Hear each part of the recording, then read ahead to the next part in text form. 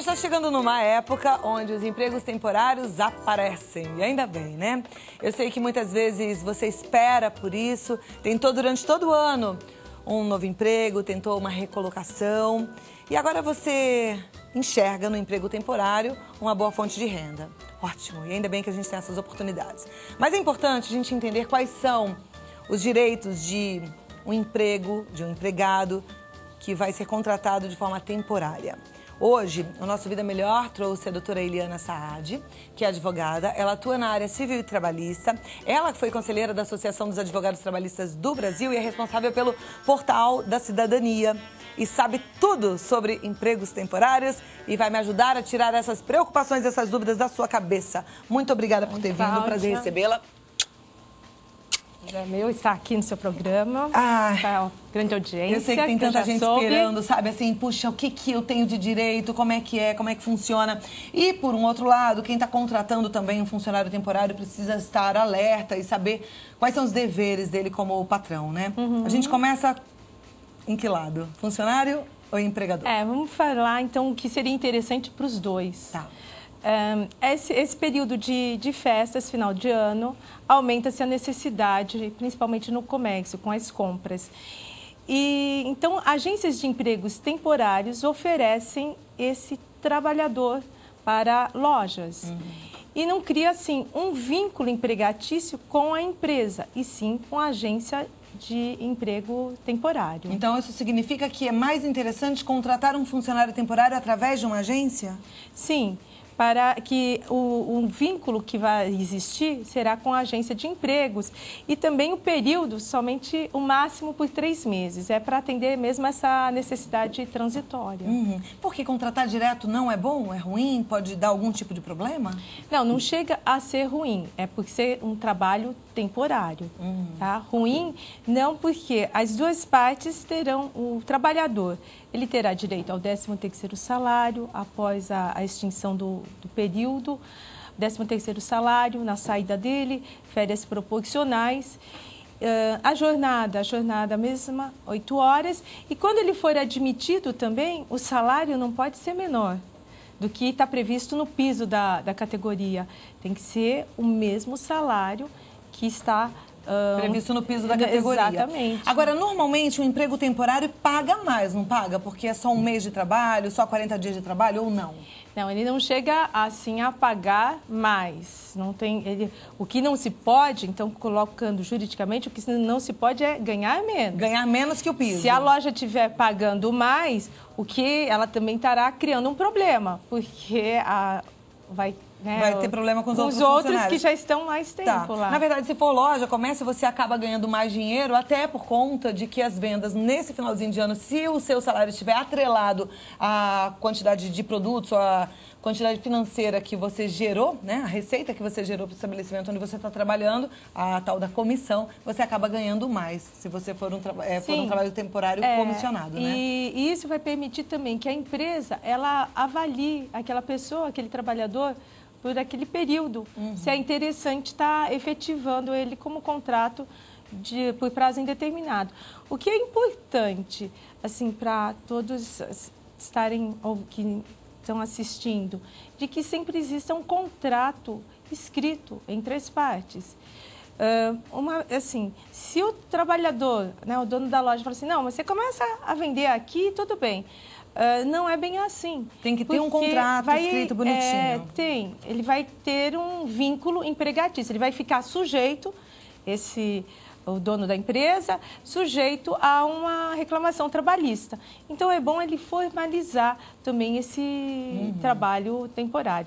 E como é que ele vai formalizar? Através de uma agência de empregos temporários. E o que será também vantajoso, faltando aquele empregado por estar doente, ele pode vir a ser substituído por outro. Então, a empresa envia outro. Então, existe a substituição. E quando se é um empregado, uma relação de emprego formal, não há uma substituição, existe a falta do meu empregado. Agora, na verdade, o recado que eu tenho para dar para você que é empregado e que está indo para um trabalho temporário é que se você está batalhando por um emprego, por uma colocação, por uma recolocação, você não pode pisar errado nessa fase, porque é uma fase onde você pode ser contratado, na verdade você não deixa de estar num teste, numa experiência, né? E que se for boa a sua atuação ali, quem sabe você consegue o emprego que você está sonhando. Então é bom você trabalhar direitinho. Quando a gente fala de agência de emprego temporário, a gente pensa numa grande metrópole, como São Paulo, Rio de Janeiro, Belo Horizonte. Mas cidades pequenas também oferecem emprego temporário e, de repente, não tem uma agência de emprego temporário, né? Sim. Então, só para a gente recapitular. O empresário ou o dono do estabelecimento, ele precisa contratar um funcionário, fazer um contrato por escrito. Por escrito. Agora, se essa também cidade do interior não tiver uma, vamos dizer, uma agência de empregos, que seria ela que estaria fornecendo a mão de obra, pode ser feito, então, um contrato de experiência também com esse empregado. Tá, para que e esse contrato é na carteira profissional? Não, na carteira é feito o registro. Tem que fazer um registro na carteira. Isso. Agora, esse contrato, às vezes, é algo assim simples, que existem até formulários padronizados que são assim vendidos e estão disponíveis. O importante é formalizar aquela relação, né? E olha, uma outra coisa que eu achei interessante... Não pegar ninguém de surpresa. Não pegar ninguém de surpresa. Interessante você lembrar e até... importante você saber para exigir os seus direitos, foi o que a gente acabou de aprender aqui, que você tem direito a 13º. 13º salário, férias proporcionais e o levantamento dos depósitos fundiários. Mas mesmo que seja um mês só de trabalho temporário, vai fazer... ele tem que ser recolhido o depósito fundiário, que não se confunde com a indenização de 40% de um contrato por prazo indeterminado. É diferente. Então, e não esqueça que férias e 13º é proporcional. Então, assim, é proporcional a esse um mês de trabalho e não mais que isso. E aquele 1/3 a mais, ele recebe o trabalhador temporário? Ele recebe. Tá. Recebe. Então, é você realmente ter todos os direitos que um funcionário tem, né? Com a exceção daquela... Dos 40%. Dos 40% que não é levantado. E também, Cláudia, esse período, trabalho temporário, também é um período em que é o primeiro emprego, que muitos jovens que já estão aí concluindo notas, já procuram em outubro, em lojas, como um primeiro emprego para ele ter um contato, como que é o mercado de trabalho, também é uma oportunidade. Uma oportunidade e também incrível. a todos. Né? E eu acho que é uma oportunidade que vale a pena aproveitar. Agora, a gente falou dos jovens, mas e o pessoal da terceira idade? A gente sabe que tem umas leis de incentivos para que essas pessoas sejam recolocadas no mercado de trabalho. O emprego temporário é uma opção interessante para a terceira idade, para o aposentado? Também, nossa. E eu sempre procuro falar que eu tenho no portal da cidadania, aqueles que puderem acessar muita coisa para os idosos. Sim, tem que se estimular, porque os idosos hoje, eles têm uma vida, existe um prolongamento de uma expectativa de vida, e mais, os idosos, eles têm, nem idosos, na terceira idade, eles têm uma experiência de vida e podem sim estar aí trabalhando essa fase, né, para trabalhar, para ganhar dinheiro. E tem empresas que incentivam. É muito bom. E olha, você empresário, incentive sim, aproveite essa maravilha que é a sabedoria da terceira idade, tá? E não esqueça, você que é funcionário temporário, faça o seu melhor, porque você tem chances de ser efetivado, não é verdade? Isso aí. Bom, eu conversei com a Eliana Saad, que é advogada, e o contato é o www.saadcastelo, com 2 L's, saadcastelobranco.com.br, saadcastelobranco.com.br. Um beijo, muito obrigada. Boa. Bora trazer esse assunto.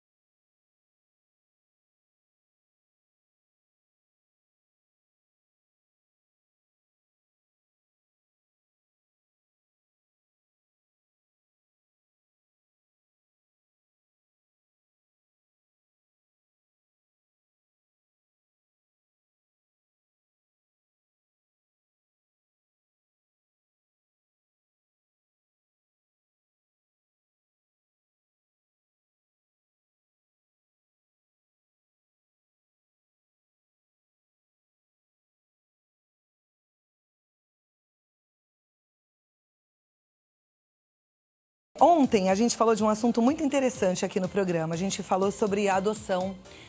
E eu queria lembrar duas coisas. Nada é por acaso, né? Ontem eu recebi um e-mail lindo, que veio de Curitiba. De uma telespectadora, eu não vou falar o nome para preservá-la, mas eu fiquei emocionada. Ela disse que tinha ficado muito emocionada, estava chorando, eu chorei junto a hora que eu li. E ela estava me contando como foi importante aquele assunto, naquele dia, naquele momento, e era tudo que ela precisava ouvir, porque ela estava pensando realmente em adotar uma criança. Eu quero te estimular a enviar sua sugestão. O que é que você precisa ver? Quem é o especialista que você precisa que a nossa produção traga aqui no nosso Vida Melhor? Mande o seu e-mail para o vidamelhor@redevida.com.br. Em relação ao assunto de ontem, para mim o que foi muito forte, eu acho que a gente precisa lembrar, e eu vou retomar esse assunto, até por conta desse e-mail que eu recebi, que me emocionou muito, é que quando a gente resolve adotar uma criança, a gente tem que fazer essa atitude, tomar essa atitude por vocação, por amor realmente, vontade de adotar uma criança, mas pensando que é um direito da criança receber uma família.